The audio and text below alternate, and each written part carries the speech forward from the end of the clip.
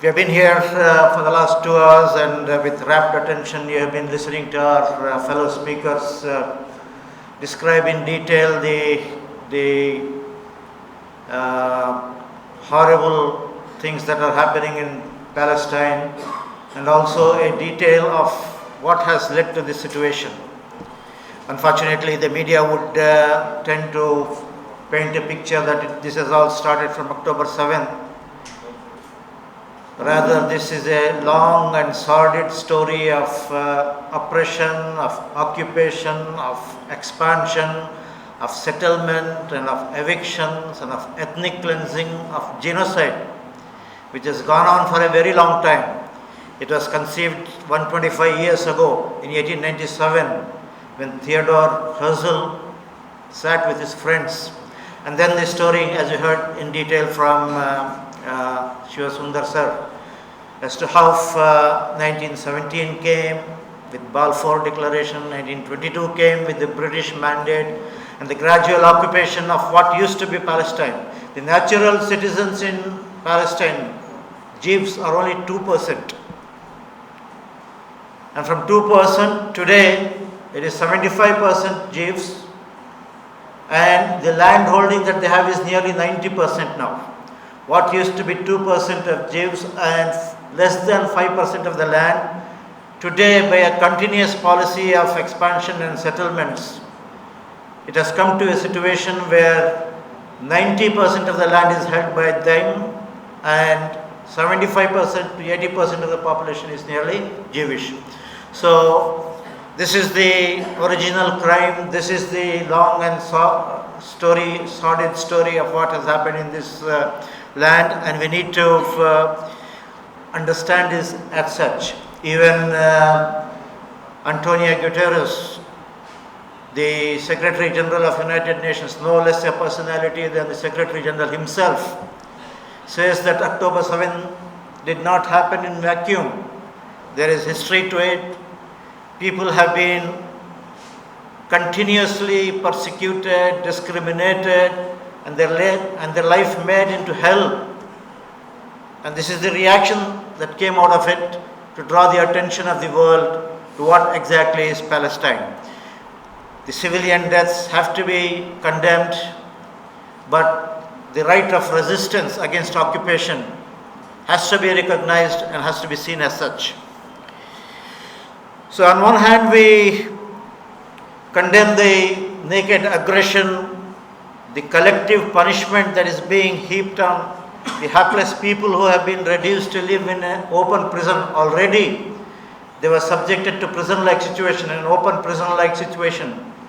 And over and above that, this war coming from Israel and being supported by all these superpowers and all the great nations of the world, people who talk about human rights, people who talk about international law, people who lecture about democracy, people who give a facade of UNO and League of Nations previously. They are silent supporters. Why silent? Active supporters of what is going on, the carnage that is going on in Palestine. Recently, just yesterday, they have bombed Jabalia refugee camp, killing 500 people. Al-Ahli hospital was bombed, killing 500 to 1,000 people. This is happening day in and day out. And you can remember in the history, the Sabra and Shatila camps in Lebanon, for example, and so many other places. The whole country is testimony to the fact of how the whole nation has been continuously subjugated to untold misery and untold violence. So friends, we need to understand the real causes behind this violence, behind this situation here. And it's not just that. Israel is nothing but deceit, lies, conspiracy, and cold-blooded murder. That is their policy. They're not looking at taking revenge on what happened on October 7th. They are using it as a ruse to create an opportunity for themselves to pursue their larger designs. larger designs of, as was discussed here, of reducing the Palestinians to refugee status within their own land, shrinking Gaza to South Gaza and evicting them out as refugees, and destruction of Al-Aqsa Mosque in Jerusalem, and then expanding Israel into Greater Israel as has been depicted on the map in Knesset, in the parliament. And that map shows from River Nile to Euphrates, all that land in between is supposed to be the promised land of the Greater Israel.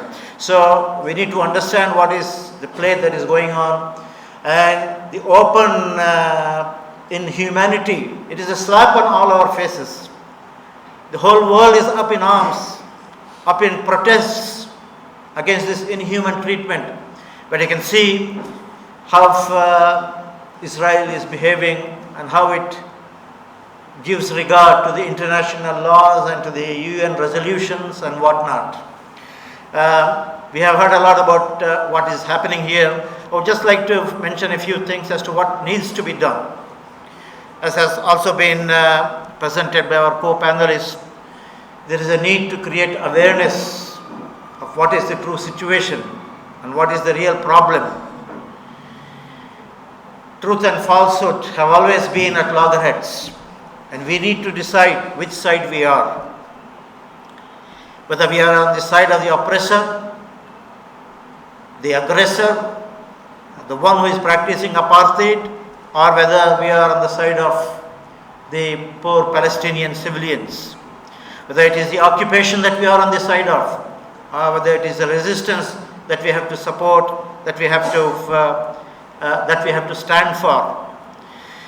This is a continuous Satiza kar raha hai azal se taim roz chirag Mustafavi se sharar bul habi. Two characters have been mentioned by Allama Iqbal in this couplet. The light of Prophet Muhammad sallallahu alaihi wasallam and Abu Lahab on the other side. And this is the story. Satiza kar raha hai azal se taim roz. Right from day one, from time immemorial, this battle of truth and falsehood, of justice and injustice, of oppression and victimization has always been there, and it is important that we recognize this as such and create awareness amongst people, amongst our youngsters, amongst our younger generations as to what the reality is. The second thing that I need to mention here is we need to stand up for justice. It is unfortunate that India, a democratic country and with the glorious past and with our recent past of how we have gotten over the Western, the English rule here, how we have fought for the independence, how we have struggled over a long time.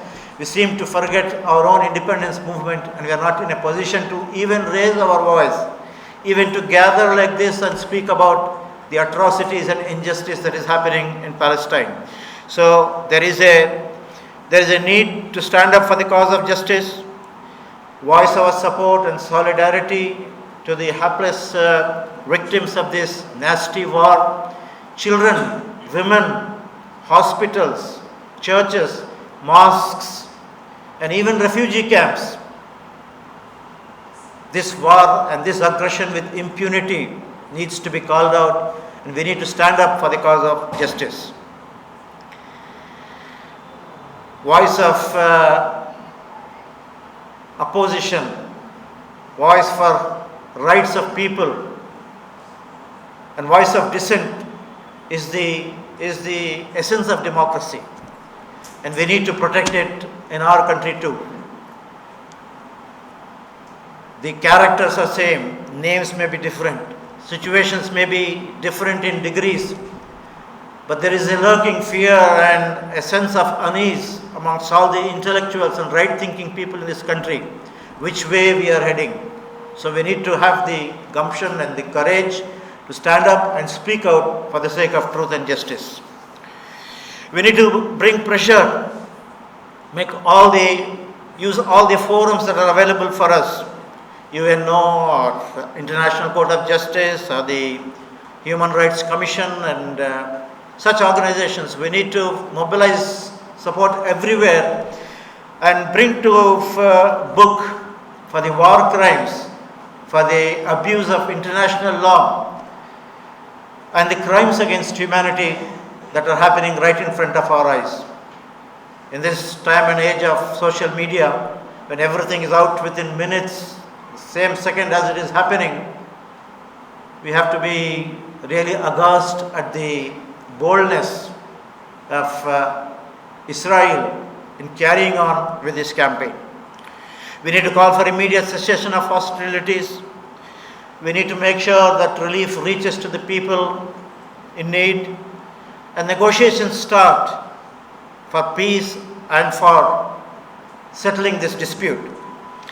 Also, there is a need to find a permanent solution to this festering sore, permanent solution to this problem which has plagued for last 75 years. There is a small saying in Quran, فَأَصْلِحُوا بَيْنَهُمَا بِالْعَدْلِ وَأَقْسِطُوا. Whenever there is internecine warfare like this between nations, between groups, it is the responsibility of all right-thinking people to work for peace and settlement, but on the basis of bil adli wa aqsitu, on the basis of justice and fairness.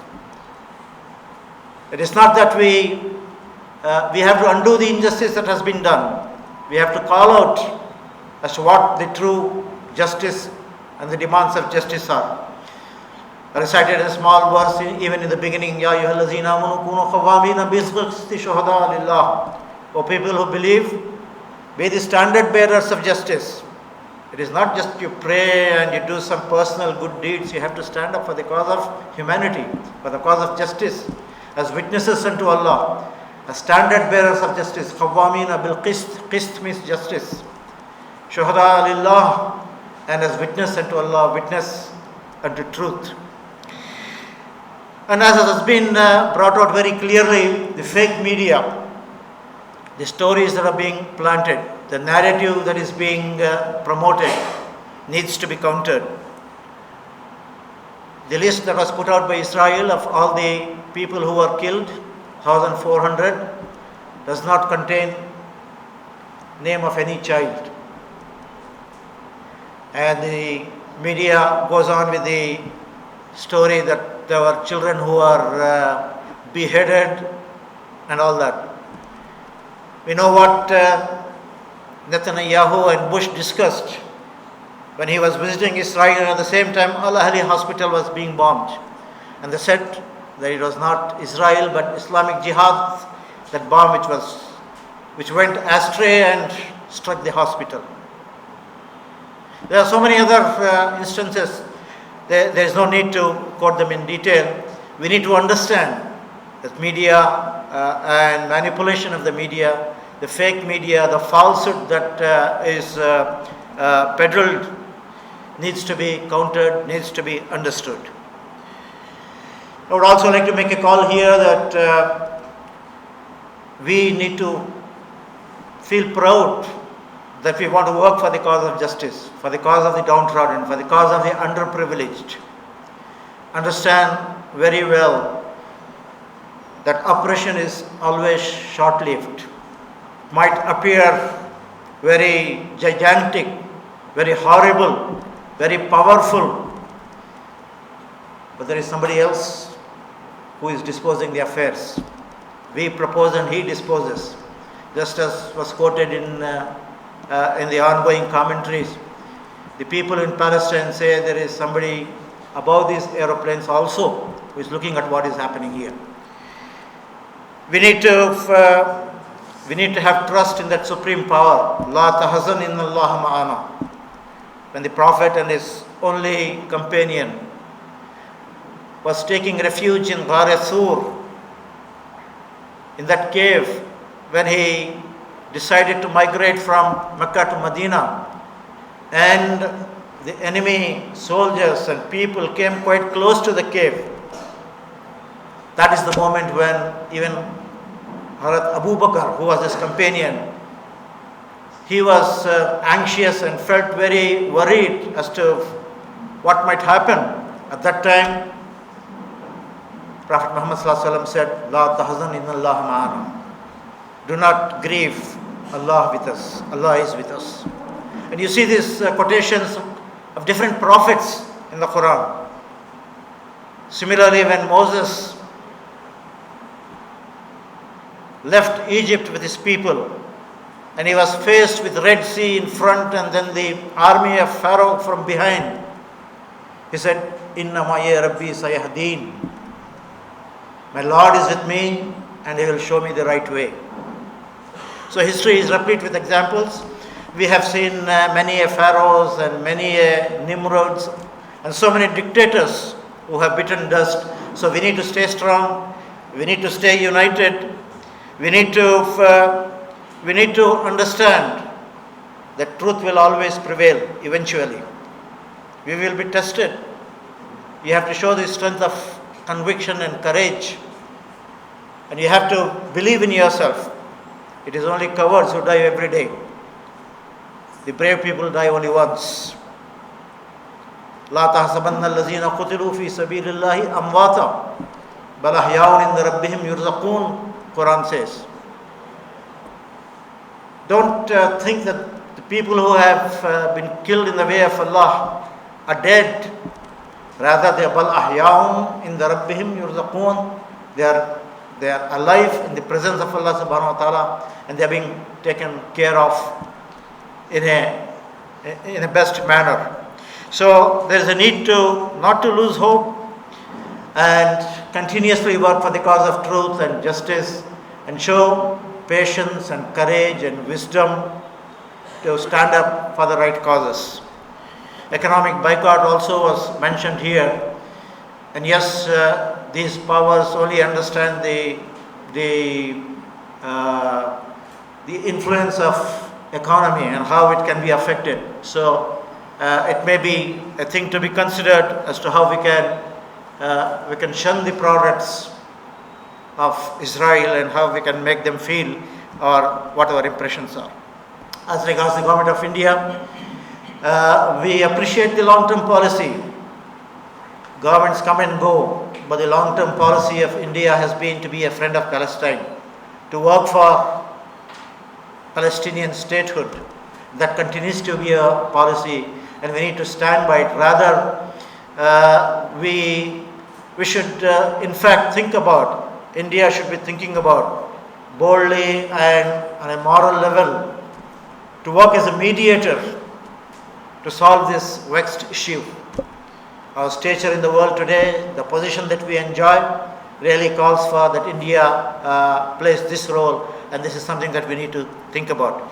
And this is also a good thing that India has provided relief to the Palestinians, and this work should also increase further.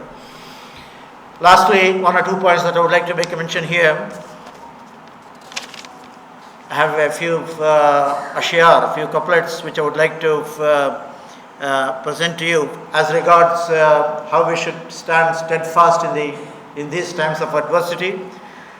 हम आतिशे सोज़ा में भी हक़ बात कहेंगे, आतिशे सोज़ा में भी हक़ बात कहेंगे. Could be the fire that we are facing, but we'll still say the truth. Kundan की तरह दहर में ताबंदा रहेंगे. We would be like 24 karat gold, with no duplicity, with no hypocrisy, and we will stand firm to our convictions. तारीख बताती है कि हर दौर सितम में, history is testimony to the fact that in every such period of crisis, तारीख बताती है कि हर दौर सितम में हम जिंदा थे, हम जिंदा हैं, हम जिंदा रहेंगे. In all these times, we have always lived through this. We have stayed alive, and we will stay alive. This is the spirit that we need to inculcate. And the world is a place where there is so much of injustice happening today, between the rich and the poor, between the powerful and the underprivileged, between the advanced countries, between the global north and the south, discrimination on the basis of race and language and religion and color. So many wars that are happening. There is a need that we stand firm and stand true to our commitments. As regards Allama Iqbal is a great philosopher, is a great intellectual that Indian subcontinent has produced. He has mentioned one or two things about in the context of League of Nations. League of Nations, what UNO is today, used to be the League of Nations then. He has said, "Tafriq milal, hikmat-e afrang ka maqsad." The policies of the West are what? They want to differentiate people on the basis of their communities and all their tafriq milal, groups and nations, to create a continuous atmosphere of conflict between them. Islam ka maqsad faqat millat Adam. Islam stands for millat Adam. It's not nations and tribes that should become the bone of contention. It is the humanity. It is the one family that we all belong to. That should become the basis. Makke ne diya khake Geneva ko ye paigam. Makke ne diya khake Geneva. Geneva is where League of Nations was established. This is the message. Jamiyat Akhwam ke Jamiyat Adam. Is it the Union of Nations, or League of Nations that you are talking about? Or the League of Humanity, or human beings that we need to work around? There is a necessity that we all need to think about a newer world order, a universal human order, where man as man, human beings are human beings, as human beings, are respected, are given due recognition, and everybody can lead a life of dignity and of provision. Just as the glorious ideals in our preamble of the Constitution say, equality and fraternity and justice and liberty and freedom. This is what we should aim at, and this is what we should work for. Let us make our voices heard. Let us make our opinions count. As Ambedkar has said, we need to unite, we need to organize, we need to agitate. Only then your voices will be heard and they will be heeded.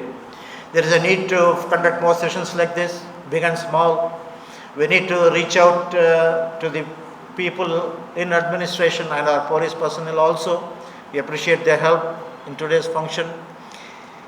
We need to send memoranda and meet the people in power and let the feelings of people be known to them.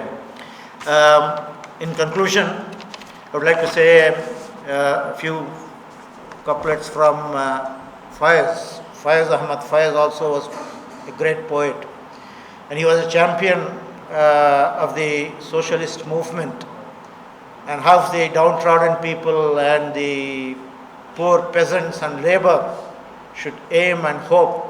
He said, हम देखेंगे, लाजिम है कि हम भी देखेंगे वो दिन के जिसका वादा है, जो लौह अज़ल में लिखा है, जब जुल्म और सितम के कोहे गिरां रुई की तरह उड़ जाएंगे. There is going to be a time, there is going to be a moment, there is going to be a future जब जुल्म और सितम के कोहे गिरा, जुल्म and oppression, the पहाड़ की तरह जो जुल्म हम पर छाया हुआ है, रुई की तरह उड़ जाएंगे. It will just fly away like cotton. हम महकूमों के पांव तले, हम महकूम है ना, आज हम मकलूब हैं, महकूम हैं, सेकेंड क्लास हैं, अंडररेटेड हैं, डिस्क्रिमिनेटेड हैं, डिप्राइव्ड हैं. हम महकूमों के पांव तले ये धरती धड़ धड़ धड़केगी. There will come a time when under our feet this earth will shake. जब अहले हुक्म के सर ऊपर, the people in power, a time will come on their heads, बिजली कड़कड़ कड़केगी. The lightning will strike and they will find their place. जब अर्ज़ खुदा के काबे से सब बुत उठाए जाएंगे, हम अहले सफ़ा मरदूद हरम मसनद पे बिठाए जाएंगे, जब ताज उछाले जाएंगे, सब तख्त गिराए जाएंगे. This is a long poem which he has written and which was very popular during the time of CAA movement also. I request our youngsters especially to look into that and derive inspiration as to how you should stand up and how you should fight and how you should be steadfast. Let us, I would like to conclude by just giving you the translation of another small verse I recited. Ta'awanu alal birri wat taqwa. Let us help each other. Let us cooperate with each other. Let us work together for virtue and piety, for good deeds, for the cause of humanity, for the cause of justice. Wala ta'awanu alal ismi wal udwan. And let us not cooperate. Let us not support each other. Let us not give support to alal ismi wal udwan. In matters of sin and injustice, let us not support each other. This is the policy that we need to adopt. Let us not despair. We may be passing through difficult times, but certainly, eventually, truth will be the victor and justice will prevail. And let us all work for the cause of justice. Wa akhiru da'wana and alhamdulillahi rabbil alamin.